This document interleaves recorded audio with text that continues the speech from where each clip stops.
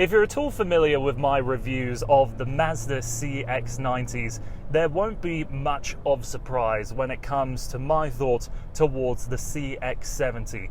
This is, I think, a very good mid-size two-row SUV. But in my mind, Mazda does have some things to work on for the powertrain, and there's a couple of missed opportunities, so to say, with this product, and I'll get to those eventually. But first, let's start off with what is the difference between the CX-90 and the CX-70. I already said third row. Mazda took those out, gave us some extra boot space, some exclusive interior and exterior color combinations. I'm in the GT, so I have the black leather interior with the exterior melting copper paint. Talk about that in a minute.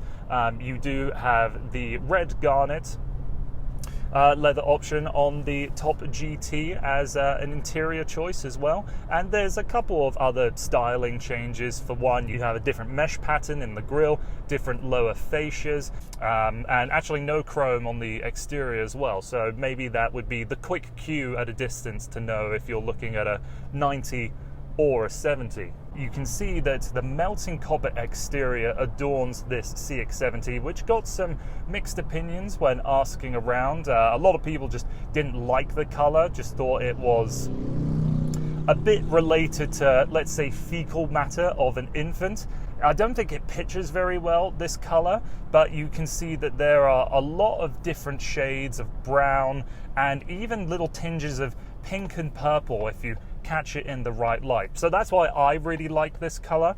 I like paints that have multiple dimensions to them, so to say, but it doesn't hide the grime that the zircon sand brown color that Mazda offers. You could get away with not washing that paint for a long time and it still look okay. This, not so much. But anyways, to the product, to the things that matter. Driving this CX-70, the powertrains are the same, either the plug-in hybrid, the version I'm driving right now, or the 3.3 litre turbocharged inline-six mild hybrid. When I reviewed the CX-90, I did say that the plug-in hybrid didn't feel quite finished. It felt like there was more that could be done, and what I meant by that is that when I tested out the CX-90 originally, I wasn't as big of a fan of the plug-in hybrid as I wanted to be. As someone that does like plug-in hybrids, as someone that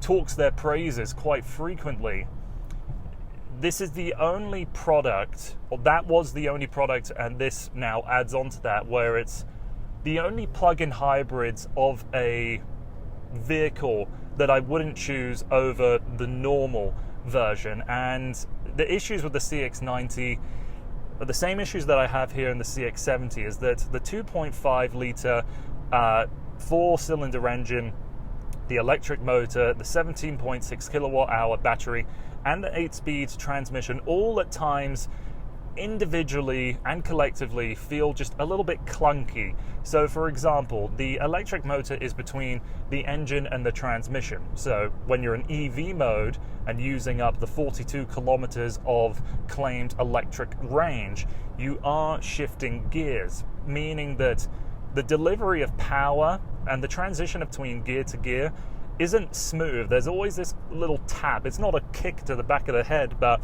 it isn't flat and steady.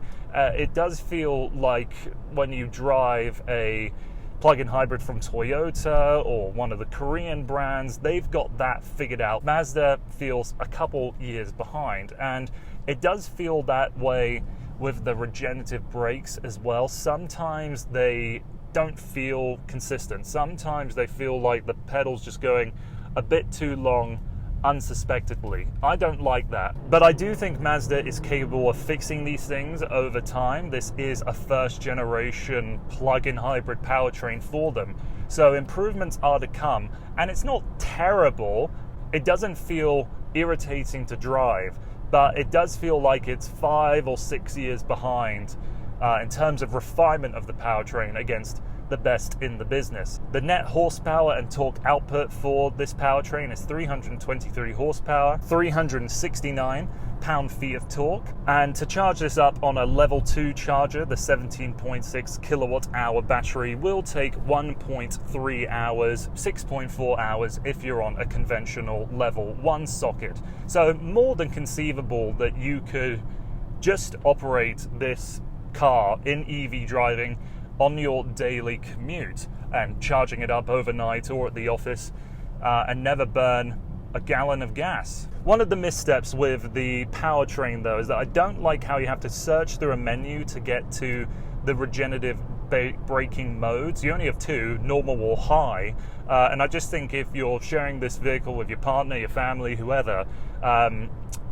people's level of experience and comfort with regenerative braking is different depending on how many different electric vehicles they've driven, really. And some people like the high regen feel, some people don't. So I wish that it was just a quick access button somewhere here physically and not something I had to go searching for in the menus. So the powertrain is the biggest letdown of this product, but I do like driving this product. I like the effort required for the steering, for the throttle. It's just a little bit heavy. It's got this little bit of resistance. There's all of these elements that contribute to the Mazda CX-70 being enjoyable to drive because you have to put something into it to get something out of it. And I'm sure that plenty of people just want a commuter device, A to B, no questions asked. And it can do that perfectly, but to compare it to a product that has lighter steering or softer suspension, it does feel like in that respect you have to put in more work to operate this product. The 2.5 litre engine has a little bit of a rumble to it, and you can tell that if you plant your foot, as I've just done, that there is this synthesized noise coming from the speakers to mask over some of the gruff of that 2.5 litre engine. You will also note that if you're in pure EV mode that there's this ever so slight again induced noise from the speaker system as well, which you can hear the whine of the electric motor, but you can hear some other kind of spaceshipy noises as well. I don't mind that. So talking about the powertrain, it's good, but I would prefer the 3.3 litre inline 6. What else do I need to discuss with this product? Overall cabin space is pretty good. I like the build quality, I like the layout. Not a touchscreen in this product, reserving to just the dial always works well for me in Mazda's products. The legibility of the screen is good. I like how we can just press this button here and then start charging the battery pack as we drive. Nice heads-up display. Seats are very cozy. For me, being 6'4", I can sit behind myself very happily. And look at the range of motion for these rear seats, and they fold down flat. It's good to note that with the boot space, you can hide the cable underneath. You have a little bit of extra storage there too, and there is room for a space saver spare wheel. But one of the biggest irritants with the CX-70 for me is that there isn't 3-way folding seats. I really wish that that center seat folded down so that you could easily put skis, other long items in a product like this, because in my mind, the people that are buying this are the people that need something bigger than a compact SUV. And let's say perhaps you're a little bit of older family, you have teenage children, 2 of them, and you do like those kind of activities, skiing, snowboarding. To not have that middle seat fold down is a deal breaker for those individuals.